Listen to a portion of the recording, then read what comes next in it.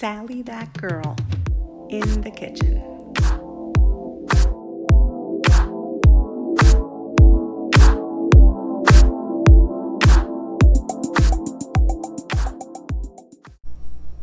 Hi everyone, and welcome to another episode of Sally that girl in the kitchen. In today's episode, I am going to be teaching you how to make sourdough bread. Yes, delicious, crusty, airy sourdough bread. So, if you have a sourdough starter, make sure it is ready for baking. You should have fed it last night and given it at least 12 hours to do its magic, bubble up and rise.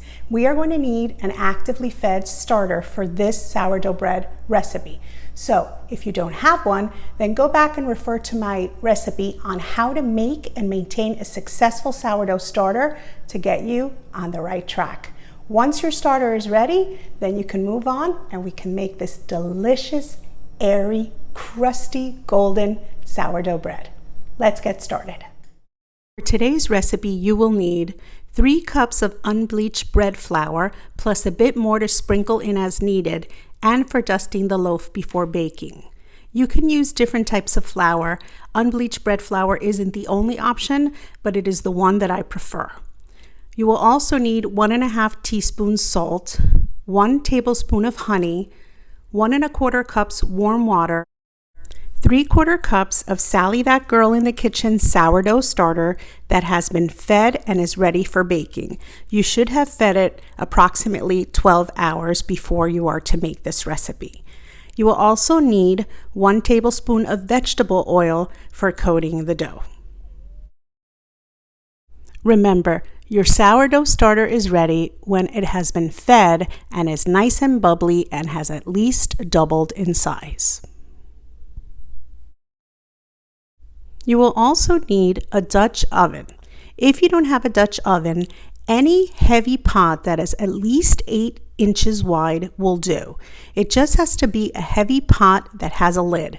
Just make sure that your pot is oven safe to high temperatures, as this recipe bakes very high.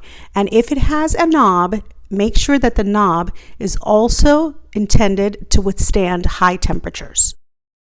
You will also need either a lame or a sharp knife to slash the top of your dough, and a spray bottle filled with room temperature water. So now that we have all our ingredients and our tools ready, let's get started. So now, the next thing that we are going to do is open up our jar of starter. Once we do, grab a spoon and a 1/4 cup measuring cup. Using the spoon, help yourself take out 3/4 cups of the starter. This is the amount of starter that we are going to need for this recipe.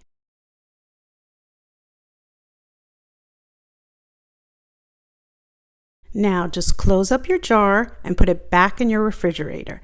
First, add all of your flour to the bowl. Once you've added your flour, I like to use the back side of a measuring cup to create a well in the center of the flour. After you create that well, take your salt and you're going to sprinkle it around the well. Now, after you've sprinkled your salt, then you're going to grab your tablespoon of honey and you're going to drizzle the tablespoon of honey also all the way around the well.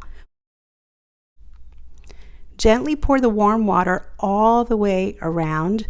Grab your dough whisk, a whisk, or a large fork, and start mixing all of your ingredients together. Continue this process until you feel your dough starting to come together. Use your hands to take any dough off of your dough whisk and then continue to use your hands. Bring the dough together. It will feel slightly sticky, but that's okay.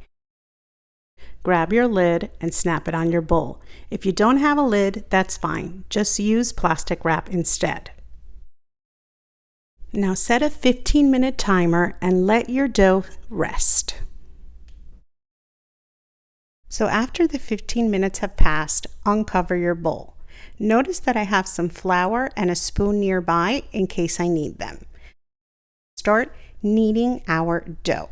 You're going to notice that this kind of dough is a little more wet and sticky than other doughs that you've worked with before. That is completely normal.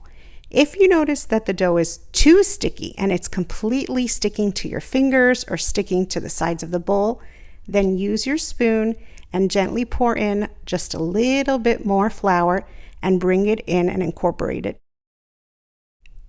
Now use both hands and continue kneading your dough for a full 10 minutes. The dough may appear slightly sticky, but that is completely normal. Now, drizzle your oil over your dough, and then using your hands, you're going to make sure you coat the top and the bottom of the dough, gently lifting the dough from the bottom of the bowl if it is sticky. Once you have coated your dough ball well with the oil, grab your lid and put it back on. Remember, if you don't have a lid, just use plastic wrap. Grab your bowl and place it in a draft-free area of your kitchen. I like to use a cold oven. Now, set a timer for an hour and a half to let your dough begin to rise. Don't forget, if you are using an oven, make sure to set out a reminder for others and yourself not to turn the oven on while your dough is in there rising. Now that an hour and a half has passed, pull your bowl out and uncover it. Now we are going to gently fold our dough. We're going to grab one end and fold it over, turn our bowl a quarter turn, do the same process, then again, and then finally one more time. Now, you guessed it, set another hour and a half timer to let the dough continue to rise. Then, after the hour and a half have passed, pull your dough out again, and we're going to repeat the same process that we did earlier. We're going to fold over our dough 1, 2, 3, 4 times. Then, once we've done our folding over, we're going to grab our lid or our plastic wrap, cover our bowl once again, and then we are going to put it right back into our draft-free spot and set a timer once again. But this time we are going to set a timer for 2 full hours. Once the 2 hours have passed, grab a piece of parchment paper and lay it down onto your counter. And then we're going to gently take the bowl and turn it over onto our counter. Notice how the dough just releases itself from the bowl. Now, using your hands, you're going to shape your dough, bringing in the sides to just completely create a beautiful round shape. Notice how I use my fingers to tuck the dough under itself to help create that beautiful bowl shape. Gently use your hands. You don't want to deflate any of the beautiful air pockets that have formed in your dough. Now, cover your dough. I like to use a bowl face down to put over my dough. This way, our dough retains its shape and it keeps it from spreading and retains a beautiful round bowl shape. But if you don't have a bowl the right size, plastic wrap will be just fine.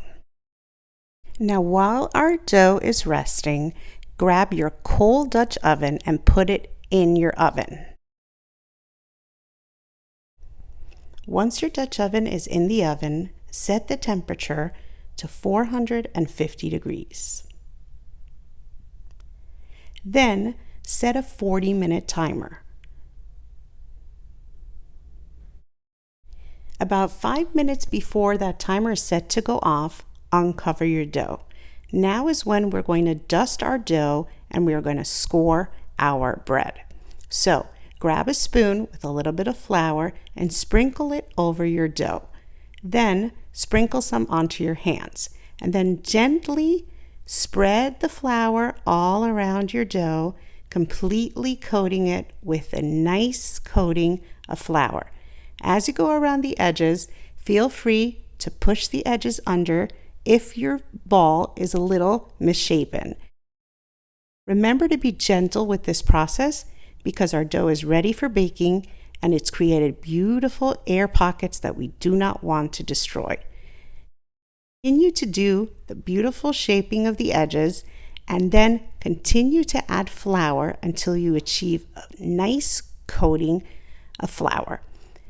This coating is very important because when we go to slash our bread with our lame or a sharp knife, the coating will help our blade gently glide through the dough. It will also make a beautiful artisan looking bread with that crusty dough and that beautiful white powder that is so typical of beautiful sourdough bread. Now we're going to score our dough. I'm going to be using a lame, but if you don't have one, a sharp knife will work just fine. Gently go across your dough in a gentle but steady motion, and then do the same thing in the opposite direction.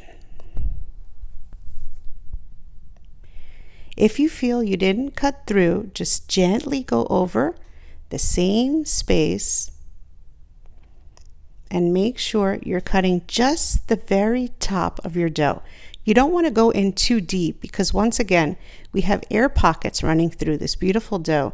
And if you go in too deep, you risk popping those pockets. So at this point, your 40-minute timer should have gone off. Using oven mitts, remove your Dutch oven from the oven, take off the lid and set it aside.